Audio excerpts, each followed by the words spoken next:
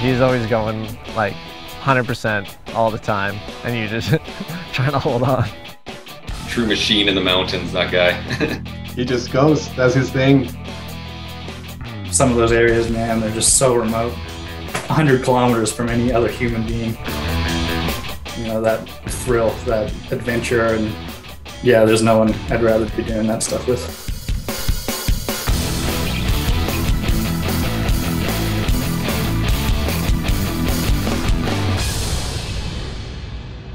Here we are down at the extension of the Surebet Zone. We're 200 meters southeast along strike. We're getting quite similar mineralization to the main target. As you can see, we're getting massive galena samples and a wide area of silicification. We found an outcrop in 2019. We spent half a day there. We went back the following year and we channel sampled and mapped it in detail. Spencer Postman did the mapping, and he worked under Stephen Roach, who was a tremendous mapper. He taught Spencer a lot about mapping. He really had a knack for the prospecting end, and I saw that, and he's very enthusiastic because he liked to really to move around. He was pretty fearless when it came to the terrain, hiking. He'd get up there, get the sample no matter what. Many of the samples contain high galena, pyrite, and a bit of chalcopyrite. So 2021, the summer before, I believe there had been one channel sample on Surebet, and then it was the three of us, Manuele, Spencer, and myself, and we followed up on this channel sample. All right, we're standing here at the Surebet main zone. This area was discovered in 2019, where 8 meters of channel cutting was completed. The channel ran over 7 grams per ton gold equivalent. And this year we've come back and we've extended these channels to over 53 meters. Over the few days that we were kind of on it channel sampling, it was Spencer actually who might have first realized, like, hey, this whole thing is continuous up and down. Like, this isn't just patches of mineralization. This is a whole hydrothermal system that's come up a shear zone. And he's like, we need to map this. And with Bill's expertise and guidance, Bill's like, we need to map this. We need documentation. Like, if these samples all run, this thing's going to be huge. And he drew up the map that actually really helped drive forward the project at Surebet. Making the map, he traversed the Surebet Ridge and found structures, trying to follow these structures along surface, taking strikes and dips, and basically tracing that as far as he could on surface. At the time, we didn't know exactly where it was outcropping and how big it would be. So between the entire crew, we were able to kind of delineate this shear zone. Spencer's map was kind of the foundation for all of this. Obviously, with his structural knowledge, we were able to kind of identify the orientation of this shear zone, which then ultimately allowed us to model this shear zone in 3 dimensions. It turns out that in 2021, during the drilling, we were hitting the zone within about 10-15 meters from where we projected it to be. So yeah, I think he did a pretty good job to help define that shear zone. The samples came back and they all ran, and here we are. And all the drill holes drilled to date have intersected significant widths of mineralization. This is not the normal. It's very unique. For me, it's a once in a lifetime. The work of the whole team, and Spencer made a huge contribution to this. Spencer, he said, I'm going home for the Easter weekend, and then I'll meet you up in Terrace. And I said, okay. Good. So he left, and then I got a phone call on Monday from Lele that that he had passed away. Right.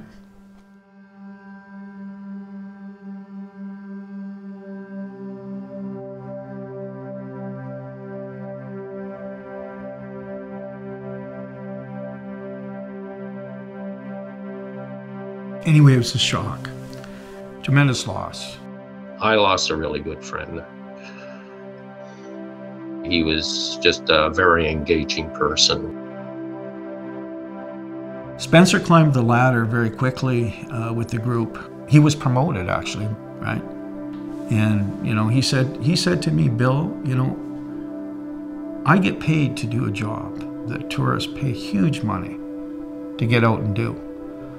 He says, I do this for free, right? I mean, I really like working in the outdoors, but Spencer, I feel like that's the only type of work he could do. He's just so loves being outside so much that I could never picture him at a desk job.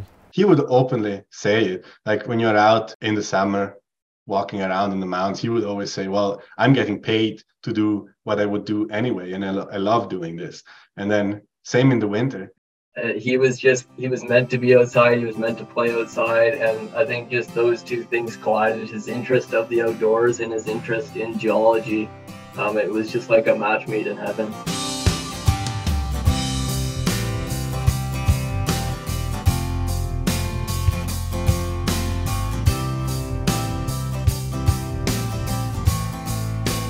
You know, he was also one of the types of guys who's the first to jump on the climbing ropes and, you know, rappel down the rock hammer and really get in there. And, you know, there's a lot of good outcrop out there that's just not really accessible to, you know, the average geologist who's not willing to do that, not willing to take on a little bit of risk and be confident in their abilities and get in there on the ropes. So Spencer was always that guy who was just like, no, like, let's get in there. We got to get in there and see what's there. He looks up and it's like, oh, what's up there? We should go up there. And so we start scrambling up this cliff. And eventually I was like, no, this is enough for me. It's like, okay, well, I'll see you on the other side there. I'm going to scramble through this. And then you just look there, are you sure about that? And then he just goes, does his thing. And I flew up, they got a bump back up. And like half an hour later, he comes up with like the best samples ever.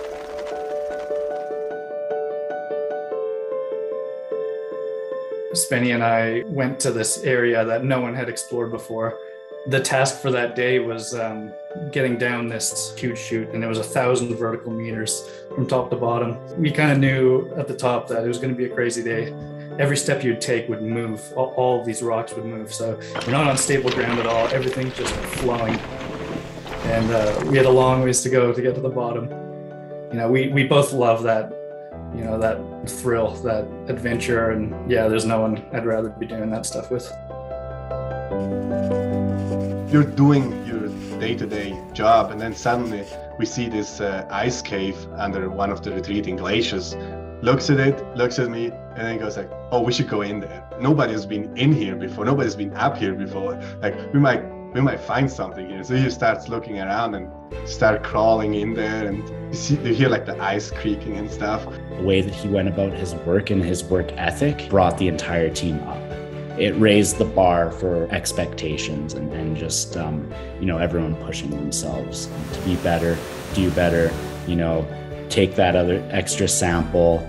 Kind of everyone on the team has that. And when you put a whole bunch of people like that together who just are like constantly pushing themselves and pushing one another, like magic can happen.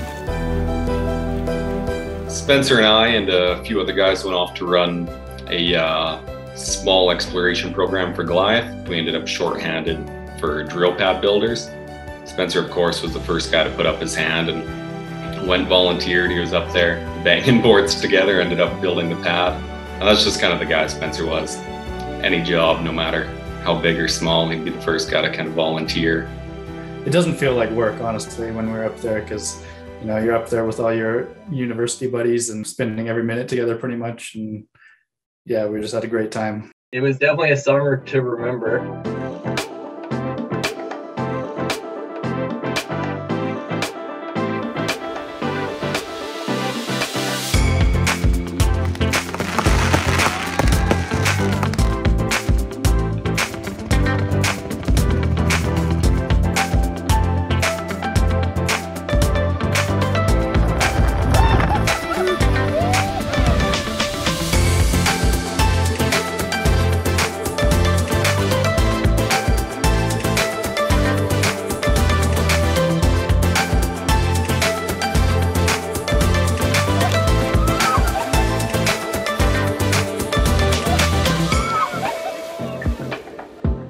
approach to life in general is that just never take anything too seriously, and he really lived by that one single rule.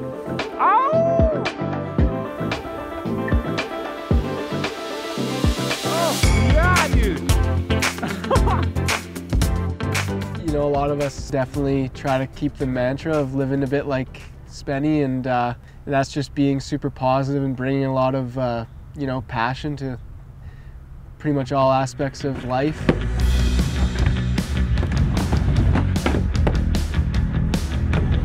Always positivity. He's always kind of instilling people to be the best that they could be. And if they were not having the best day or whatever, he would do his best to cheer them up and do what he could in that regard.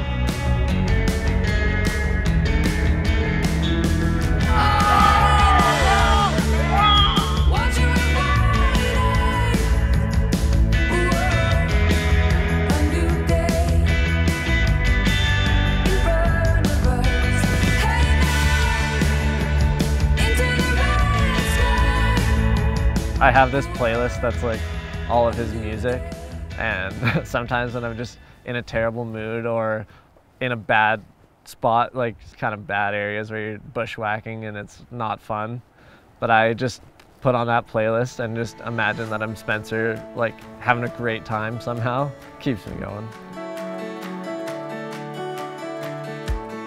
A group of Spenny's good friends, including his girlfriend, got together and decided to make this design for a hat that we could have something to carry forward with us. And it's a little shot of him splitboarding up the side of a mountain and shredding down it, just having a good time.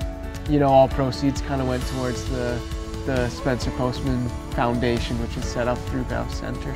The money just tries to go back to causes that he would have supported, like, you know, getting kids into sports. Yeah, buddy. The nice thing about the legacy of Spencer, and because he had worked so closely with many of the team members, that when he passed away, we had a stone made in his honor, right? And we put that on the top of the mountain at Surebet. Hey Spenny, we're all here to pay our respects to you and our appreciation. We will never forget you. None of your professional colleagues or your friends, your family. We're all blessed to know you. But he was a great guy, obviously. You betcha. Huh? Thank you, Spence. This is Spencer. Thank you. Thanks. He's forever young in our hearts, as it says on the stone, always loved.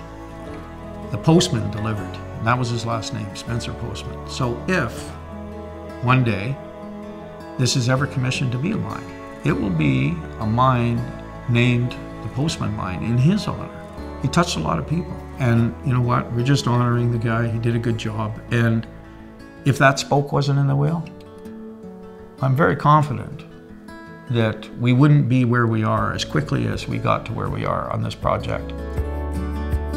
To generate a project that makes it to the stage that Surebet is currently at, with the potential that it has to become a mine, is something that very few people do in their lifetime. And to name it after Spencer, one of the key contributing members to the project, I think is such a good way to honor such a special life and pay tribute to him that, yeah, I think that's super cool. I think if he was still here, he would definitely be embarrassed about it. Now he doesn't get to choose, so we're gonna make that decision for him.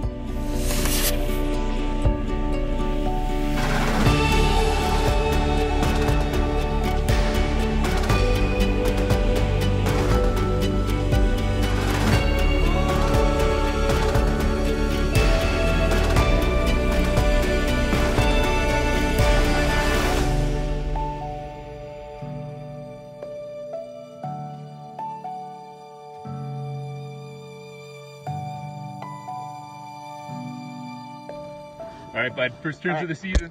Yeah, man. Yeah. Sick. Yo.